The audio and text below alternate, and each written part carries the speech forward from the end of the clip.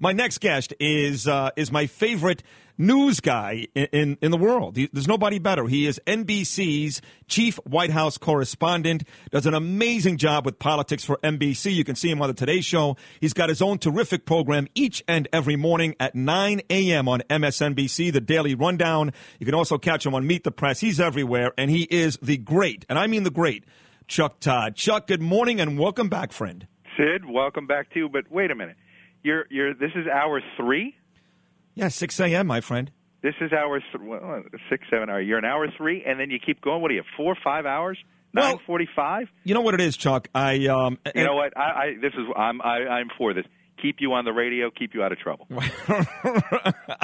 give you a 24-hour radio. Buddy. They'd like to do that. Trust me. But I'm supposed to be on 6 to like 10:30, a quarter to 11. The guy after me is very good, Troy Stratford. But I have the Howard Stern clock, which is you stay on till really as long as if I've got a good interview or we've got some. Going. Right, exactly. Right. So you and I will be on for 4, 5, 6 hours. I only wish. Yeah. I'm actually sad that I'm on in the mornings now because I can't watch your television show, and now I have no idea if they're serving matzo ball soup at the White House today. That's really all you care. You know, they've yet to serve matzo ball soup at the White House. They hate the Jews. They hate the Jews. How'd you know? You know what? Romney's right. Who knew? Who knew? What are they serving today at the White House? What I don't know yet. You're asking. It is why you have producers, right? That's my favorite tweet of the morning when I get the Daily Rundown. People love or hate it. You know. No. You're telling me people actually hate that? Yes. You're not a serious journalist. You cover the soup. You're like, get a sense of humor, folks. Good grief. Could you give me one example of what a-hole would actually – I think it's hilarious. I mean, it's just it's Twitter, man. You know the way. Yeah. There's people go on Twitter because apparently they have anger management issues. Sure. I mean, God love them. I love Twitter as a news gathering thing, as a way to follow fun people. Yeah. Even Billy Corbin. But most people on Twitter, I think, just go on there when they want to reply to you. They just reply with hate. Yeah. It's a lot of hate. My Twitter, I actually... You've never had hate on your Twitter feed, I bet. Many times. Yeah. I try not to now because I'm in the program and AA and all that stuff, and it's not good. But I've also tweeted many things that you've actually retweeted. In fact, one time, I'll never forget this, I tweeted to all my haters out there to all these horrible things they tweet to me to replace my name with John Edwards, and you thought it was very, very funny. I did. I thought it was good. Yeah. It was funny. Only once. You're a funny guy. I am? But you said the same thing to Imus and everybody else. No. Actually, no. Imus is not funny. He's cantankerous. How about David Gregory? Is he funny? You know what? He's funny. He's very funny. And all of us want him to be more funny. I mean, he's just funny. He's a funny guy. How about Brian Williams? He believes he's very funny. He really does believe he is hilarious. Brokaw. I'll tell you this. All I say is, and I can't say it on the air, but someday you should ask him to tell a story about Larry Doby and Ted Williams. I think I've heard that already. Larry Doby, the great Negro athlete, Cleveland Indians. Yeah. I think I've heard that already. About Ted Williams. I think Larry so. Doby. Yeah, I think Ted Williams was just jealous of Larry Doby, and I'll leave it at that. I think I've heard that. You know that story. I think it was. You know why it's funny? It's funnier in a Brokaw voice. Yeah, of course. Yes. Everything is funny in a Brokaw Everything voice. is funnier in Tom's voice. I think he was telling the story to Andrea Kramer back in not Andrea Kramer, Andrea Mitchell out during the 2008 convention, and I overheard it. I think I laughed then. It's funny because funny. It's in Tom's voice. Yes, who has a great. I miss him, by the way. I love Brian. I love Brian, and listen, I miss Russert, but I got to tell you, and we'll get to the Miami Hurricane football team and Paul Ryan in a second, and Al Golden and all that good stuff. Listen, David Gregory was on with Imus and us all the time, and he was really funny and really good. He really was. Funny. He is funny. And then he backstabbed Imus in the back, which you can't deny. And Imus hated his guts. So me, because I'm a sniveling little sycophant, little pussy boy, I followed along and I started ripping Gregory. But then I started watching Meet the Press, and now I like him. He's good. So He's very good at it. He is very good. And Tim Russert was tremendous. And now I find myself defending Gregory when people go, well, he's no Tim Russert. Well, so what? I mean, Tim was God rest his soul, great at it. That doesn't mean David Gregory's not good at it. Following Tim is not easy. Right. It's not easy. Like whoever follows you is not, all right, it's not going to be easy. All right. Listen, you're great. Listen, don't kid. I'm not trying to patronize you. You're great at what you do. Well, hopefully I get it right. They're still paying me. Were you on the Today Show today? I was. I had to get up early. Did the Today Show. Why does Matt Lauer not ever do any drops? You never ask. See, I ask you to do things, and you never ask anybody to do it. That's not true. One time you got broke on my show. I got broke. I've got that. Come on. No, that was it. Stop right there. I asked you once for Rachel Maddow. What kind of broker am I? You never asked for Rachel. No, I think I asked for Oberman, but he thinks I'm an a-hole. He hates me. I did. You know what? I made the effort on Oberman. And what happened? When he and I were still speaking. Right. Does anybody talk to him anymore? No, anybody? I don't know. I don't know.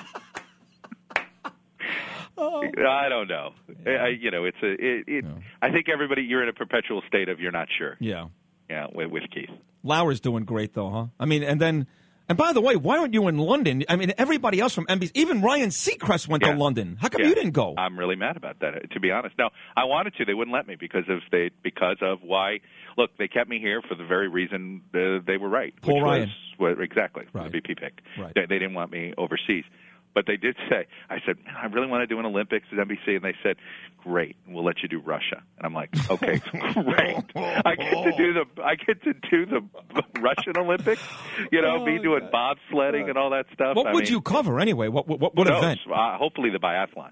Yeah. Who doesn't want to cover snow? What is it? Snow running in snow and shooting things. I assume, right? That'll be Sean Connery. Yeah, why not? Yeah, no, it sounds great. And I Sure. got to tell you, your boy Ryan Seacrest, who he should just be president. By the way, he owns and runs everything in this country. Nobody has more power than Ryan. Well, I love this idea that they think that they're going to get him to work in the morning. If you're Ryan Seacrest, I'm going to take a job that I have to get up every morning at 5 a.m. Well, he does anyway. He does already. But I own stuff. But you want to be on your own schedule. Right. Well, hold on a second. If you're telling me, you got to know this. What you're referring to, for my listeners, is the rumor was if Matt Lauer was not coming back to the Today Show, which he did because he got $1 billion, that if he was not... He didn't get it. Can I just tell you, and you know this more than anybody. Yeah. You know better than this. Media reporters get more stuff wrong than right than any other journalist out there. It's unbelievable. You do know this is weathermen. True. I mean, Al Roker gets a lot. No, I'm talking about the people that report on our business. Yes. In general, it is amazing how they go with crazy rumors when it comes to salaries and stuff like that. But anyway, he got $1 billion. But I digress. He got $1 billion, and no matter what you tell me, and the rumor was if he didn't accept the NBC contract, that Ryan Seacrest was ready to bolt from American Idol, which has become a joke at this point. Even though they gave Mariah Carey, he's got to get out of that thing. He's got to report on that. That is a Titanic, right? That hasn't been interesting in like 3 years, right? And you, for some reason, are trying to convince me and my audience that wasn't going to happen. When I'm telling you, that in 1 second, Ryan Seacrest would take that job. Disagree. Why wouldn't he? Because it eats up your. I think he likes doing too many other things. I don't know the guy. I don't know. Maybe I can find him in the email system here. I doubt he'd return my email. But he does all of these things, and you tie yourself down 5 days a week? No way. Really? Yeah, dude. It's all consuming. Morning television. That job is all consuming. Well, what time does Lauer? You got to go to bed. Yeah, Savannah Guthrie goes to bed at like 3 o'clock in the afternoon. Yeah, you're right about that. You got to go to your whole life is that's not the way. A man that owns the world like Ryan Seacrest. He really is. You can't confine yourself. When you think about that, he's a nice kid. I got nothing against the guy. He's become sort of this like Dick Clark, this sort of everywhere you go. Oh, Ryan Seacrest owns a part of that. He's a part of this. But why? But I don't know. I mean, what is he? Again, I have nothing against him. I don't wish him ill will. Congratulations. My sister-in-law loves him. I don't know. I think Who does? I think what I say is I think he hits that demographic. I think women 25 to 54, moms, whatever it is, they love him. And you know what? Yeah. That's all advertisers care about. Fair enough. Okay. But your advertisers, they care about men 13 to 25, right? That's what you care about? 13 to 25. If you're Bar Mitzvah, we love you. Yeah, that's what I thought. By the way, talking about that, this is something that my listeners probably don't even know, which I just found out a couple of months ago at the old job, that you, Chuck Todd, who you don't look it, you look like a shagets when I see you on television with the what do you got there, the goatee and everything. You've never seen the profile though. If you see the profile on my nose, then you see it. Well, I haven't seen that. I see you. The television look is always straight up with the goatee, but you're a Jewish man. Yeah, who's not in television? We all are secretly Jewish. David Gregory, Jewish. Peter Alexander, Jewish. Yeah. Andrea Mitchell, I'm not kidding. Al Roker, Jewish. Al Roker, Jewish. But NBC, we love the Jews. At ABC, they hate the Jews. That's what I hear. I don't know if that's true. I'm kidding. No, I think you're right. I'm kidding. No, you're not kidding. Jewish. Jake Tapper is Jewish, yes. We're all Jewish. Yes, and he loves you. You guys have a nice little Twitter affair. We are all secretly Jewish. We have the meeting every morning. Right. I only get to be at half the meeting since I'm only half. But no, my mom's side of the family, my mom's maiden name Bernstein. Is that Jewish enough for you? Oh, very, okay. Very. Yes, all right. Yes. There you go. Al Golden and the Miami Hurricanes. He's come under fire down here. Jewish, yes.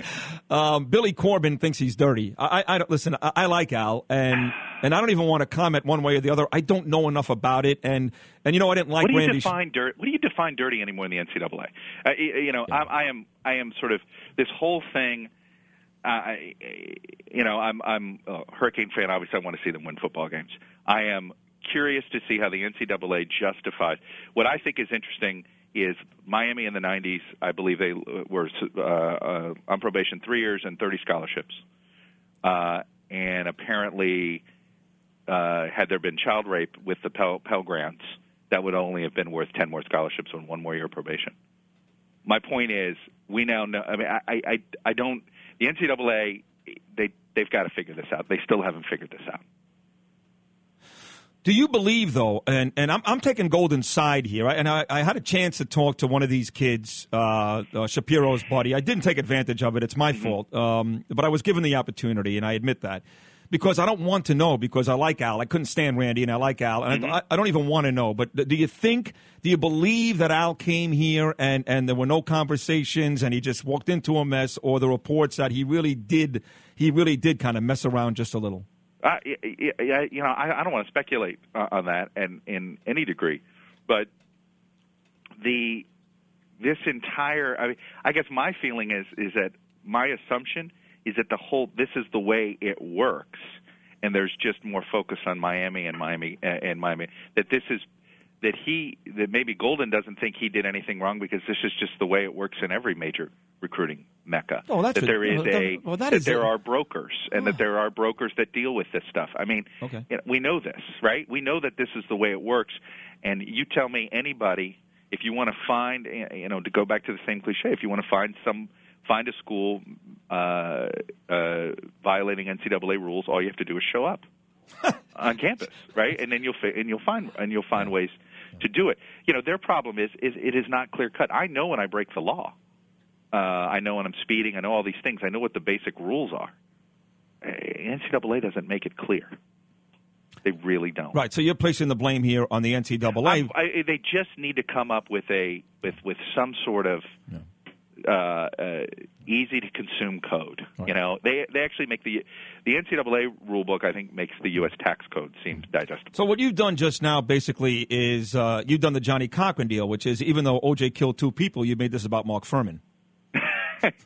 So it's all about Mark Hammer. No, I just, I sit here and it's like we're not blind to this. I love how we get this phony outrage that, oh my God, there are people that keep contacts with these kids during the time period that they're not supposed to have contact with them. What? I just, we're shocked that this goes on. I don't really care either, honestly. After what happened with Jerry Sandusky, I mean, that's the other thing, right? It's not child rape, right? I don't care. It is not right condoning child molestation on campus. Everything seems so minimal compared to that. Once again, the University of Miami has never condoned child molestation on campus. That's correct. I don't think they've ever condoned it off campus. That's correct. Chuck Todd, NBC chief White House correspondent. A couple more minutes with a man that I love dearly and is the best in his field. I'm really so glad you're back, Sid, and I'm really impressed and I'm proud of how you're fighting back. Thank you. That means a lot to me. From you, it really does. Before I let you go, though, tell me, I've been asked this question a million times, and I don't know why I'm asked this question. I'm not the expert. You are. Yeah. Paul Ryan, right choice? Here's the thing. I am of mixed minds on this in that I think politically it's risky. Okay? You just look at the raw politics of this, and the risk that Romney has of losing by a bigger margin than McCain is real. However, it's clear to me that Ryan's choice has made Romney a better candidate. He already looks more comfortable in his own skin. He's now, it seems like, proud of he's proud of a campaign he's doing right now, and his it's about something, right? His candidacy hadn't been about anything other than I'm not Obama. Well, now he's about something. Ryan is a real guy. Has an ideology. He believes in something, and I think in American politics, you always respect somebody that believes in something if they're civil about it, even if you disagree with them. But you want to look at the political risks of this. Medicare politics over the years has just been, both parties have gotten electoral success by demagoguing this issue, and I think he brings risk. He's a congressional Republican, and being a member of Congress of either party is not a good thing these days. Being a congressional Republican, they're even more unpopular. So, again, Romney acquired baggage, but because it's made him a better candidate and made his campaign seem as if it finally has a center, has a core, that it's about something, that I think it's worth the risk. Because if he wins the debate, he gets a mandate to govern. And there's nothing wrong with that. And frankly, I think this is good for the country that Ryan picked, because the winner will get a mandate. It'll settle a big argument, and the country needs that argument settled for a little while. Okay, so on the way out here, we handicap football games and all that nonsense on this program. If the election was tomorrow, and it's not, we've got lots of work to do, but if the election was tomorrow, I think the feeling is that Romney's got a real chance to unseat the incumbent. I don't know. I have no idea. One day I feel like he can. One day I feel like he can't. I flip back and forth, but I mean, look, I think tactically the president's ahead. By how much? I look at it. He's ahead in Ohio. He's ahead in Virginia, and frankly, Ohio and Virginia. If you're ahead in both of those states, then you're ahead to 270. What does Mitt really have to do here to make up that ground? He's got to figure out how to turn things around in Ohio. I think Virginia's tougher. I think Virginia's this is just a state demographically that's just uniquely in the president's camp. I think now Romney's got to win this big argument, right? He's got to win this big argument that says, hey, that guy's not going to do the tough things on the debt and deficit. I will, and he's got to credibly answer the question: are you just making all these cuts in order to do more tax cuts, right? And he's got to be able to figure out how to credibly answer that question, because that's going to be the chief attack from the president. He's going to make this about, hey, all they want to do is get rid of things in government that you like to give rich people a tax cut, and how Romney responds to that attack is going to decide whether, if he can effectively respond to that, he has a shot at this thing. If he doesn't, he could, like I said, for the first time, because of the Ryan pick, I feel like the floor and ceiling of this election have expanded. I always thought it was being fought in a 51-49 window. I actually think now it's being fought in a 54-46 window. 38 minutes. In either direction. Yes. But meaning that it's just, we have because it's going to be a large debate, and it'll be there won't be indecision on this election now. Where I think Romney was running a campaign where it was leading to indecision. 38 minutes to the Daily Rundown on MSNBC. Now, you think I better prepare for it? Prepare you can do that show on your. Who's on the panel today? I got Reince Priebus. Nice. He's on today. Yeah, governor of Delaware. Very good. He's Delaware. Can't beat that. Scott Bruner, and we got a kid down here, Pat Devlin, quarterback for the Dolphins, who went to Delaware. Rich Gannon went to Delaware. Delaware produces. They ought to consider going Division I, huh? They should go whatever the F. I hate this. I don't know. Can we get rid of this thing? Yeah. FBS. Blow the whole it's thing BS. up. Yeah. FBS. Blow it up. Yeah. FCB. Whatever. Hey, listen. One thing. If Obama does lose this election. Yeah. The one thing he did say from day one is, I want to get a college football playoff. He made that promise. Yes, huh? yes. How about that? I mean, no one's working in this country, and the deficits of $30 trillion, but we've got a college football playoff. Hey, yeah, I guess it's a 4-team. I don't know. Yeah. And you must also, before I let you run, if there ever is a kreplach soup or matzo ball soup at the White House, you must call me right away. I'll come or out. Borscht. It'd be nice to have a borscht. Good beet soup. Oh God, I love you. You're great, and thank God. Friend. Thank God you're back. Thank God you're back. Thank you. I love you. All right, brother. Take care. Chuck Bye. Todd, the great Chuck Todd from NBC. God, he is great.